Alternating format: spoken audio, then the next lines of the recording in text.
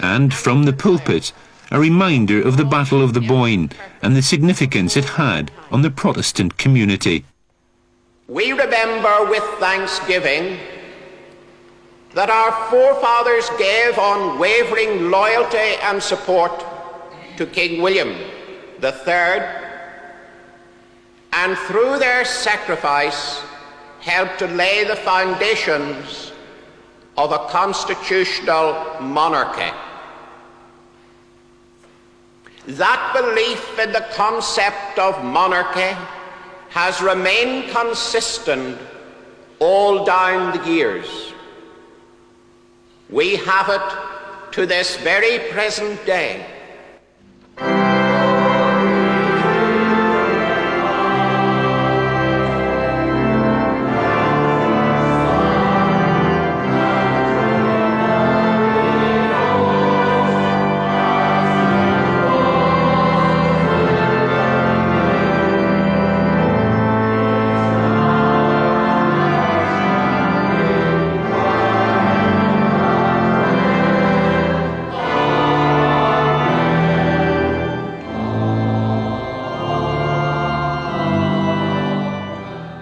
One of the most traditional events on the Orange calendar is the 11th night bonfire.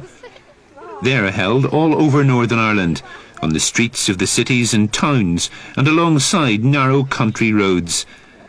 For the people of Rathfriland in County Down, their bonfire is as important as any other. In fact, King William on his way to the Battle of the Boyne would have passed not far from this area.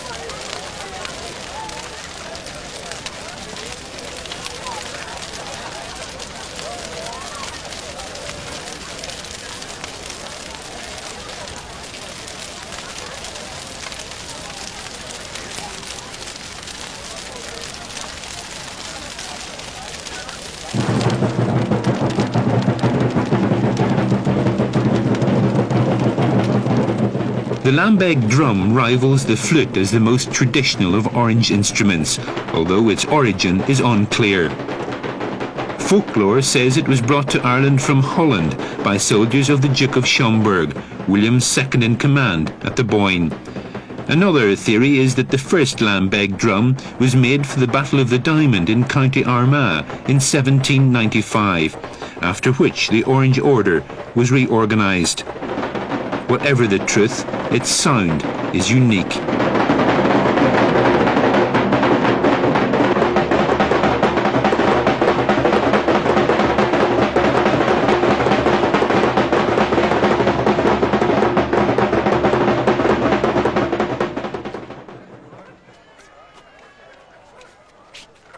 In Belfast the next morning, the 12th parade had an unusual beginning.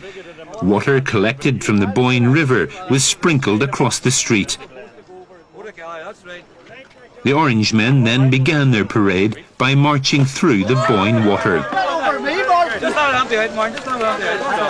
didn't want to get it too far.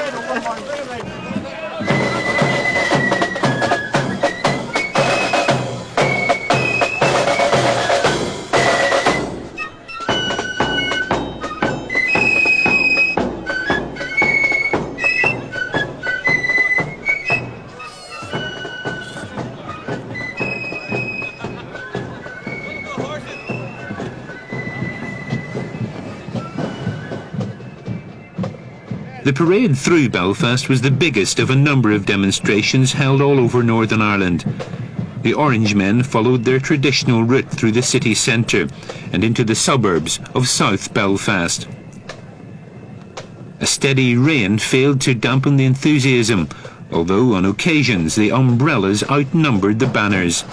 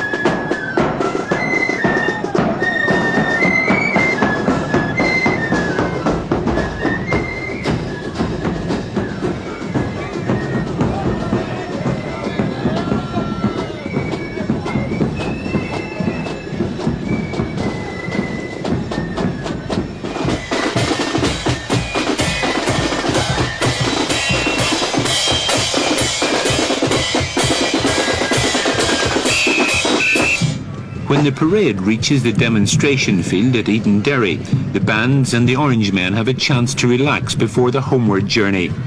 There's a chance to sit down and take a well-earned rest, catch up with the gossip, or treat tired legs. For many, the day out would not be complete without the colour and sounds of the field.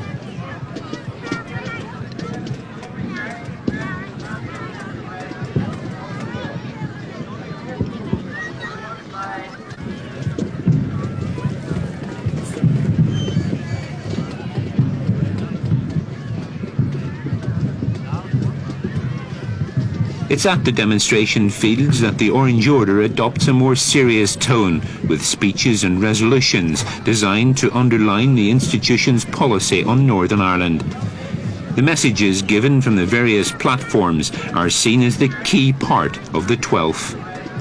The 1690-1990 tercentenary celebrations are expressions of our gratitude to Almighty God for deliverance through his servant, King William III, Prince of Orange, from the religious and political tyrannies which were being forced upon our ancestors by King James II and the Roman Catholicism which he sponsored so vigorously.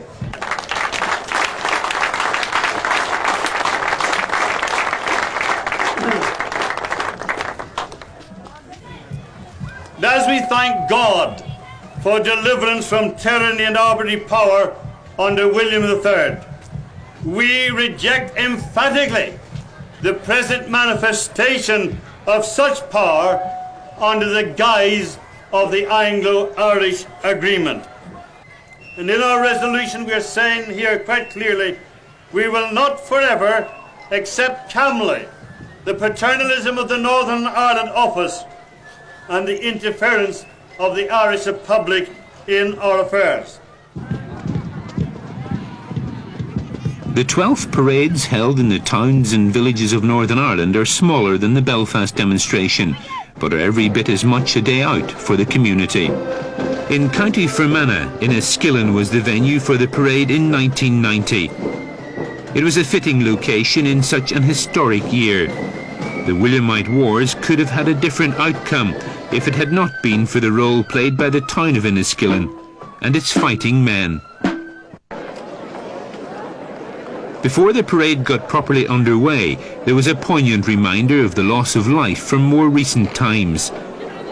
A wreath was laid at the Enniskillen War Memorial, a tribute to the 11 people murdered there in the Remembrance Day bombing of 1987. At the going down of the sun and in the morning, we will remember them.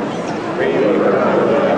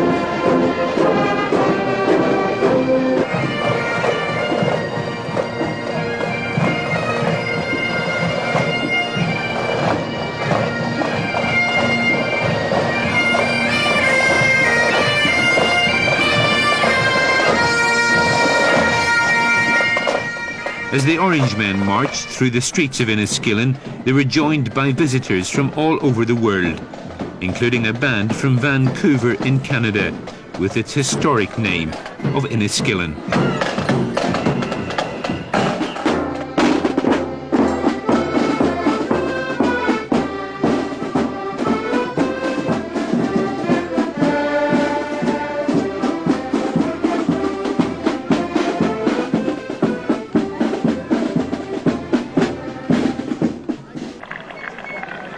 And finally, our thanks to all the brothers, sisters, juniors and the bands who have turned up here today. They all paraded in the most disciplined and honourable manner.